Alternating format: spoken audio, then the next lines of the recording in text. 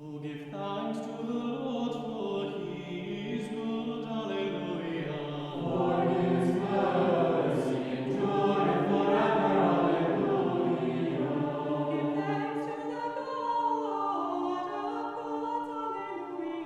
For his mercy endureth forever. Hi, welcome back to Orthodox Review, the most uneducated educational program here on the internet today. Uneducated. We're going to get into that. First off, thank you so much for joining us. To all my patrons and channel members and people that throw money in the tip bucket, I really appreciate you. I pray to God for you every day. Try to, because you're keeping me afloat, so thank God for you. Let's get right into it. So, a video was posted by Father Andrew Stephen Damick about a week ago about the Orthodox clergy crisis in America, and several Orthodox clergy priests across all jurisdictions reposted this video along with the attached article and statistics on various social media platforms, on Facebook, which, you know, I cruise Facebook. It's, you know, that's my age group, I guess. I'll be 46, you know, in a very short while here.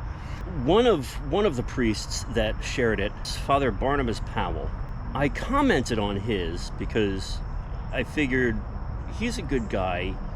He won't delete such a comment, because I thought it was kind of a spicy take.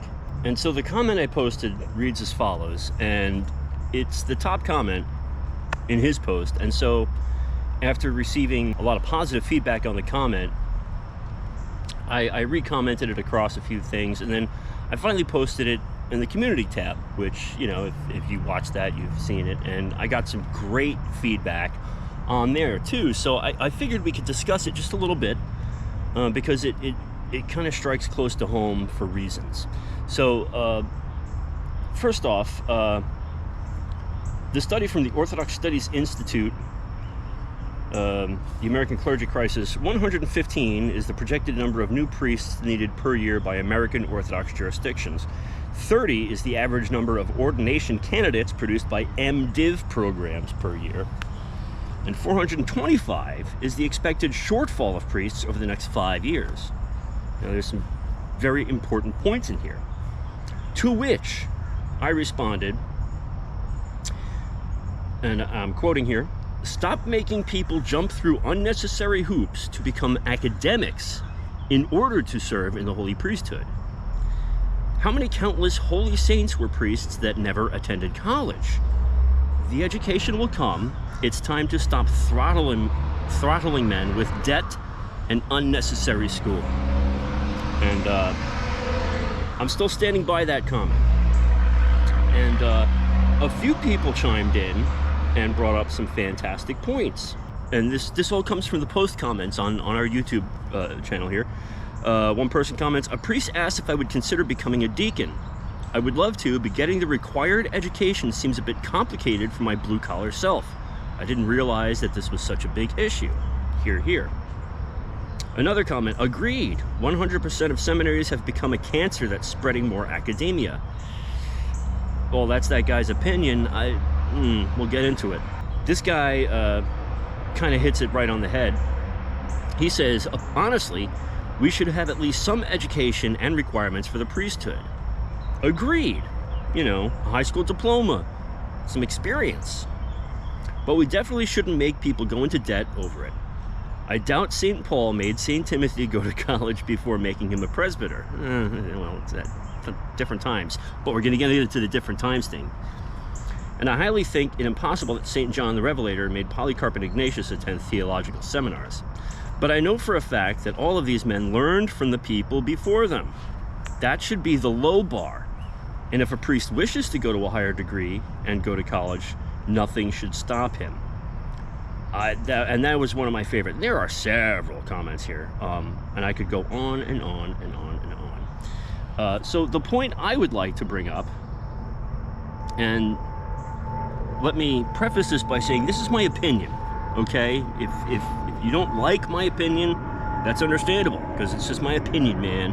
Well, that's just like, your opinion, man. Here's my opinion as a lowly moron out here in the desert.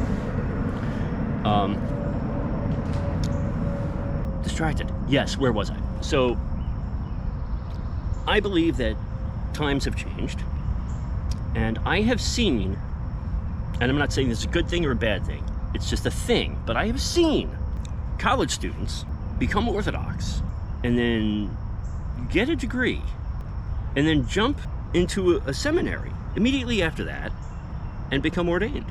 As a fan of knowledge, that's fantastic. That's kind of discounting a lot of what I believe, in my opinion, makes for a good priest in certain aspects.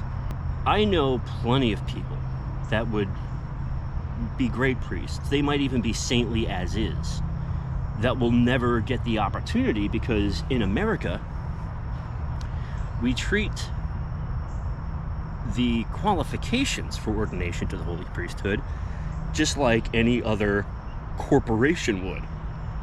Well, we'd like you to have your masters and and get these certifications, leaving out altogether just practicing the faith. Now, do I know everything for a fact? No, because I've never been to seminary. That being said, it would be wise, in my opinion, to take a page from our own sordid and holy history. Seminaries are great, okay? Don't get me wrong. Spending a few years in a seminary to learn the deeper aspects of the faith that you will be representing as a priest, I'm all for that. Having it be, a required Masters of Divinity, a master's program, I don't think that's at all necessary or even relevant. And I could say that about a lot of secular work too, where I know people that could teach college professors a thing or two in their field, and they're just self-educated. You see that a lot, especially in the tech world. So here are a few suggestions from a retard and a camper. 1, anyone who's going to become a priest needs to, in my opinion, my suggestion, my opinion, should spend some time at a monastery. And not one attached to a seminary. I mean out in there in the wilderness monastery. One of the many Ephraimite monasteries. One of the many Rocor monasteries. The OCA has some monasteries out in the middle of nowhere that a lot of people don't know about.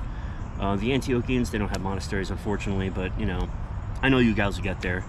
I know Father Josiah is a huge proponent of that, and I love Papa Joe is what some of us call him. Going to a seminary and being immersed in the services is not the same as going to a monastery and being immersed in a life. It's not an academic pursuit, it's a spiritual pursuit. My second suggestion would be spend some time in the faith. Spend some time living outside of school, living and working, and just being an Orthodox Christian. That is the greatest test of mettle right there, is living in the world, outside of the classroom, in the community, holding a job, whether you dig in a ditch or typing code or whatever it is, and, struggling like we all do. So that would be number 2. Spend time in the world as a Christian. Is there a third thing that I think would be great? Yeah. Just communities like the old believers. Communities. Not like the priest in charge at a church, but that community, that church community should have a say. And, back in the day they did, should be able to say, we like this guy, tantra him, or ordain him, or whatever. Like, that should not be a decision left to one person. I think a church community knows their community best. They know their parishioners best. So that's the thing. There is no tyranny in the church, or there shouldn't be. So those are my 3 suggestions as an unworthy moron that I am, that I think would help immensely with our perceived clergy issue here in America. And I don't think those are unreasonable things to ask. Yeah, I know, these are hot takes. These are hot takes, people. But those are my suggestions. So once again, chosen by the congregation, time in the world, and time in the monastery. And I don't think those are unreasonable things to ask. I think those are 3 very normal things that, you know, up until the 21st century, that was pretty much how it went. I don't know, I'm going off. I just think, listen, comment below. I would love to continue talking about this, and if you are a priest or a deacon or whatever, you know, a bishop, I know plenty of hierarchs and priests and monastics watch this show. I've talked to a few of you. I would love to hear what you think, what your suggestions are. Let's have a conversation. I think this is worth talking about, and I'm even willing to do a live stream about it. But I think, yeah, I think this is a great subject to talk about. So anyway, that's it for me. We got books on the way eventually. Editing this is gonna suck. But anyway, on behalf of Patches the Murder Cat, currently stalking chickens, and myself, thank you so much for hanging out with me in my cozy corner. And as always, continue to pray for each other. Please pray for me. I'm praying for you. And don't forget to go to church, say your prayers, and remember God. God bless you all. Christ is risen. Indeed, he is risen.